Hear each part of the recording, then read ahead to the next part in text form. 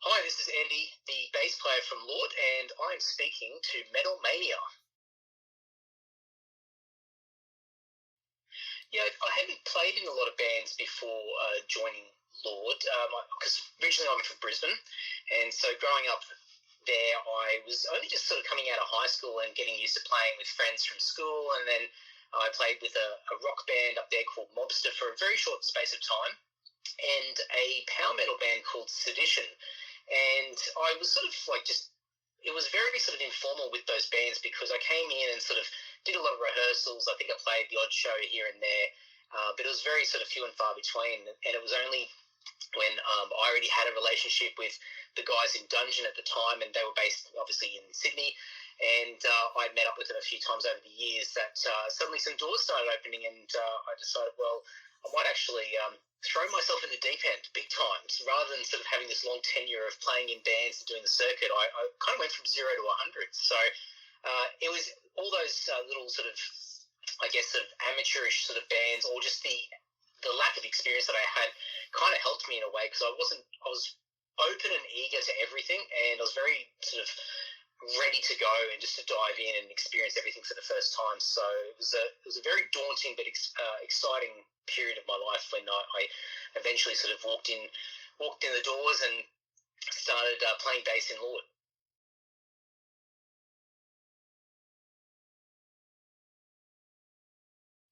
Yeah, so I moved down for the band.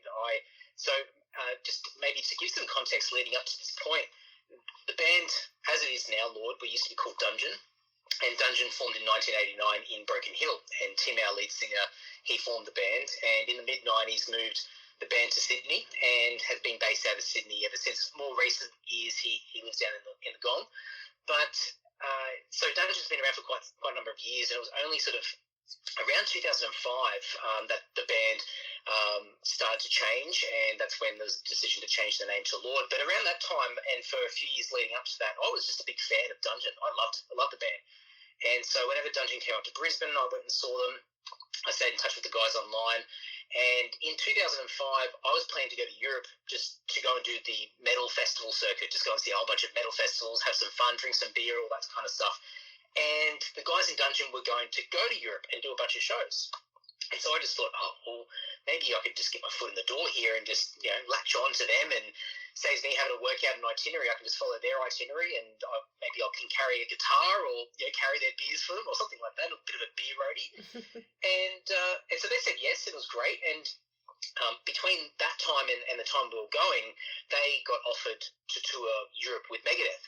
So they were going to go over there anyway and play some shows, but then this opportunity popped up, and so their schedule got reworked, and I'm thinking, oh, I just hit the jackpot. This is amazing. I get to go on tour with Megadeth and, just hang out and do whatever I can to be useful, be helpful. So I ended up doing the lights for all the Dungeon shows on the Megadeth tour throughout Europe, and then we also went to Japan and played some shows there, and it was a great time. And while we were out and about and we had a few off days, I would pick up the bass player's guitar at the time, Glenn, who's the bass player, and I was just noodling around, and Tim looked at me and goes, oh, you can play bass. And I'm thinking, oh, not really. I've just, for me, I've just been playing in a bunch of, sort of amateur bands, or hadn't had a lot of experience playing in bands. So when Tim sort of said that, I didn't really take it to heart. I didn't really think too much of it. And it was only after that tour, and we got home, that there was some conversations around the future of the band and what Tim wanted to do. And there was a couple of hints while we were overseas, but more or less it was a case of it got to the crunch, and Tim said, do you want to join the band? And we're going to change the name to Lord. And I just said, yeah, I guess that means I have to move to Sydney. And he said, well, it's probably a good idea. You're closer to us. And so a few months later, I think it was the beginning of 2006, that I packed up my car and drove down the highway and came to Sydney and started a new life. And honestly, it was all fresh for me. I had no idea how I was going to go and how long it would last. I told my friends back home that I'd probably be back in about 3 weeks' time with my tail between my legs. And well, that's 15 odd years ago now, so I'm still here and done quite a bit since then. So that's kind of how the band sort of formed and its legacy. And then I came in really, at the height of what Dungeon was at that time, and it was such a big jump for me to jump into that. and to really sort of keep with that momentum in the first few years of Lord, it was just non-stop, just playing great shows, playing with a lot of my idols. And it's just been a constant sort of thrill over the past 15 odd years of playing in Lord.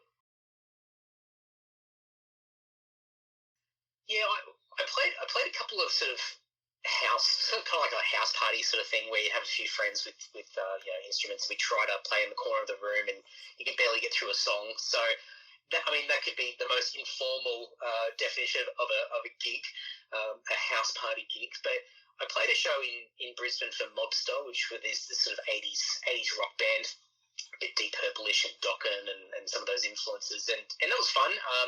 But that first show that I played, I was just so nervous. I mean, I was on stage, I had the jelly legs, and I'm so fixated on my guitar to make sure I don't hit a bung note, and there's a lot of people in front of me that I know really well, and so I'm thinking, oh, they're all judging me, and it was okay. It went okay, but I mean, I've still got video footage of that. Someone, luckily, and I owe them so much, but they had a camcorder there at the time and they filmed it, and I've watched it once, and it wasn't long after the show happened, and I cringed so much. I thought, oh, it's the most disgusting display. I just couldn't. I just looked so awkward and horrible. But I've got it packed away somewhere, so it might resurface someday down the track. But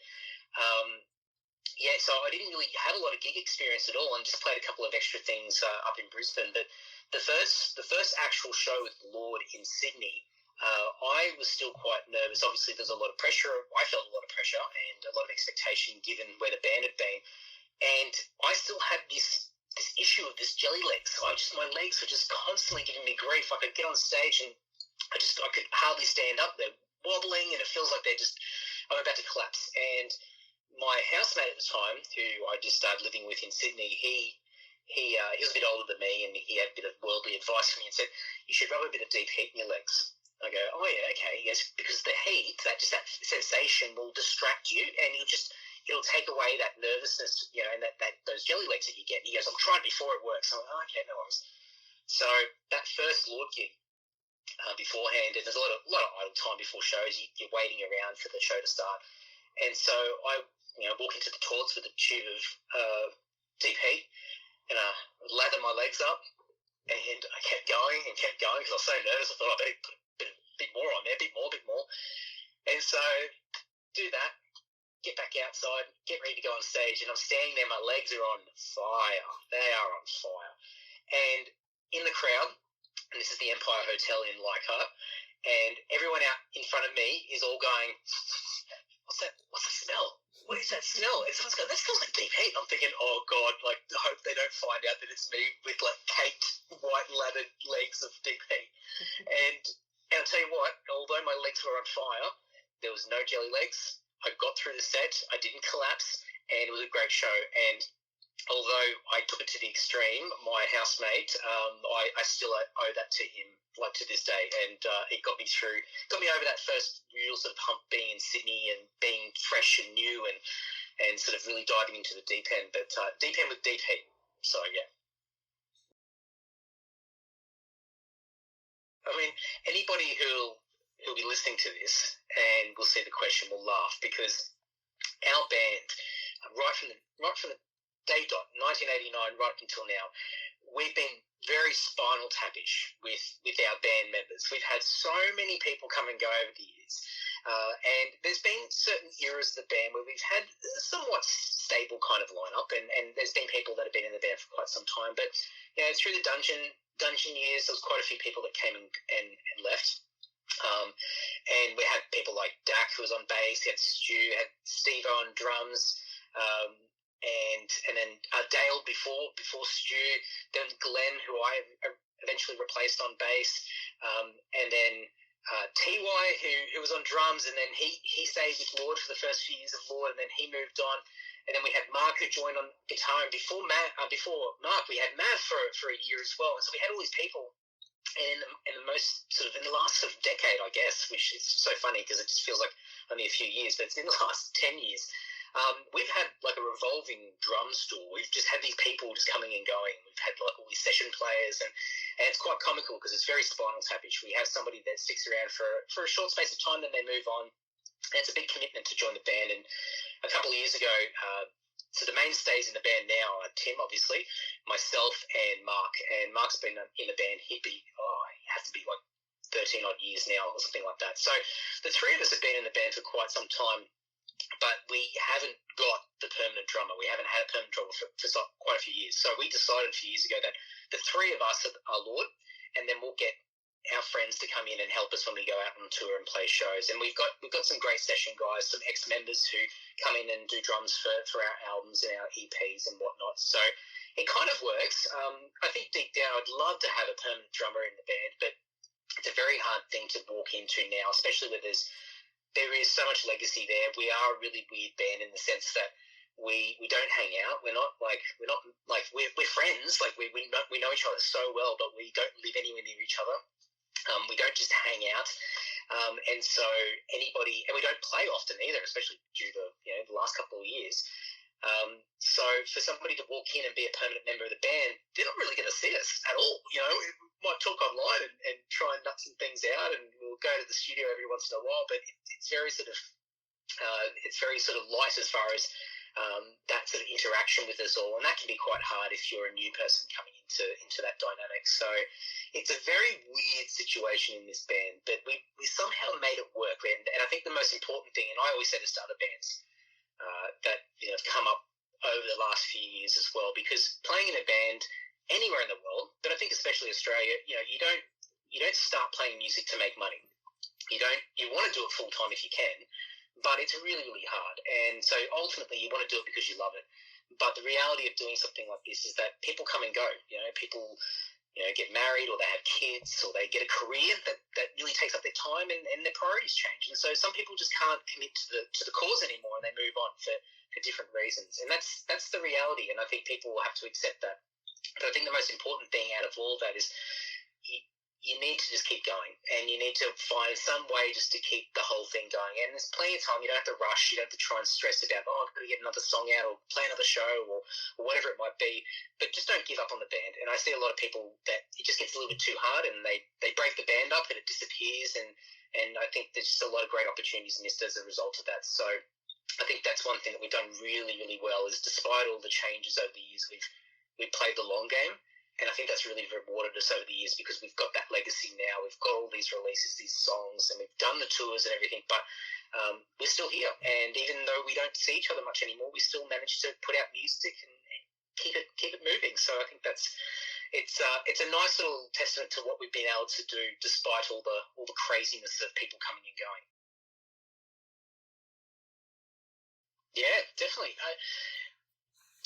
So I can't recall exactly what show was the first one I saw. I'm pretty sure I saw a punk band play at Skinny's Music in Brisbane, a great independent store that's no longer around anymore. And they had a little sort of area at the back of the shop there, and you could get a small band, sort of tucked up in that corner, and they'd play like a little in-store or something like that. And I remember seeing that band, and I think it was. I always think there's an American punk band and there's an Australian punk band. I get the two mixed up, and I'm pretty sure the names aren't even familiar or close to each other. But it might have been Tumbleweed, or maybe Tumbleweed is the American band. Either way, it was a punk band. It was an Australian punk band that I saw, and I'll have to find that out later. But I saw that, and I really enjoyed that. But I think the first sort of main show that I saw might have been the Red Hot Chili Peppers, to be honest. I think that was probably one of the first shows I could remember seeing. And I wasn't fortunate as a kid. Like my parents were music fans, but I didn't have any older brothers or sisters, and my parents didn't really go to shows. They just listened to the radio by the time we were around. So it wasn't until I was in my late teens that I started going to shows with friends in high school, and so the Chili Peppers was one of the first ones that I went to. And I like some Chili Peppers songs, but I think I was just taken away by just the energy in the room and seeing this band and the crowd. And it was at Brisbane Entertainment Centre. There was just this huge crowd and just the energy, and then coming home with the ringing in your ears, and there was just something really electric about that, and it was really exciting. And then not long after that, I kind of just got my fix. I just started seeing as many bands as I could that money could permit on a part-time job. And seeing a lot of great bands. I think even some of those early bands, I got to see AC/DC, and I saw Pantera on their last tour. God, I can't remember who else there was, but there's in a really quick succession, I just went really hard and just started to go to as many shows. And then not long after that, I started to sort of discover a lot more of the local scene and the underground scene, a lot more of that metal scene. And then that's when my world just changed forever. That was just incredible. And I just discovered there was just so much more to especially for me, like loving metal and hard rock, there was more to life than just like Metallica and Slayer and Megadeth and all this sort of stuff. There was always amazing bands, and I couldn't keep up. It was incredible. My first album, I think I got though, I think I got a single. It might have been a Will Smith single or something like that, possibly. I remember my first compilation cassette. I was the Best of the Best '92, and I played the hell out of that. That unfortunately had Billy Ray Cyrus, Achy Breaky Heart on it. That was pretty tough to listen to even back then. But I loved Mr. Big was on there, and I think there's some Prince on there, and I don't know, whatever the hits were in '92, that was on that cassette. But I think some of the when the first like sort of metal albums I got as well were walking into places like Rocking Horse Music in the Record Exchange in Brisbane, these other great independent shops. And I would go through the vinyl section because I discovered my dad had a record player and these old, John Denver and Cat Stevens records and Beatles records, and they're all, they were okay, but they weren't really sort of speaking to me too much. It was kind of like nice, but it was my dad's music. It was like, it's a bit lame. But we had this turntable, so I thought I'm going to get my own records and build my own collection. So I used to go to the Records Exchange in particular and buy all these used records. And one of the first records I ever bought was two. It was Motorhead's Iron Fist and Saxon's Rock the Nations. Both LPs were in horrible condition. They were covered in scratches. They just sound horrible when you played them on the turntable. But I was wrapped. I couldn't believe it. And it was just so much fun, and just the whole thing with the jacket and the liner notes and reading the lyrics and putting it on the turntable, flipping it over. Just total old school. But I just loved it. And then that sort of led to everything else. And I think around that time, like I started playing guitar. So from an instrument perspective, I dabbled with a bunch of different things. I think we had like a keyboard around at home, and there was a piano at my grandparents' place, and I just try and stab away at the keys. But the first instrument that I played was the trumpet, and the story was that I wanted to play saxophone so bad in primary school, but the school didn't have any that we could hire, and my parents were not going to pay $1,000 or $2,000 for a saxophone. They said, no way. And the music teacher said, well, I've got a bunch of trumpets, so we can give your son a trumpet. And my parents go, well, it's either a trumpet or nothing. And I go, I guess I'm playing the trumpet. So I was this chubby little kid playing trumpet, and I did it for quite a few years in school, and did the school orchestras and all that, and learned to read music. But once I hit my teens and started to listening to rock and metal, that's when everything changed, and I wanted a guitar. And my dad had an acoustic guitar because he would dabble with a little bit of folk music and things like that. And so I learned a couple of chords, but I really wanted an electric guitar, and so I bought this really, really cheap, no-name brand guitar and this little practice amp, and I just cranked it in my bedroom and just tried to learn every classic hard rock riff or metal riff that I could possibly work out, and did everything by ear because I had no idea how to read the music for guitar. I just couldn't translate it over from trumpet. And so I played guitar for quite a few years, and it was only when I really wanted to start playing in a band, and this was around the time of starting to see shows, that I realised that everybody's a guitarist, and there's no bands who need a guitarist, because the guitarists form the bands, and everyone just wants to play guitar. But the bands that needed members, they all needed bass players because no one wanted to play bass. And I sat there for a while, and I remember thinking, what's more important to me? Is it playing guitar or is it being in a band? And I thought, it's being in a band for sure. So I went and bought a friend's bass guitar, and I started learning that, and I thought it'd be pretty easy because it's less strings than a guitar. How hard could it be? But it's a completely different mindset, so it took me a while to get my head around it. And then suddenly the opportunities opened up. People needed a bass player, so I'm like, I'll try that, I'll try this, try that.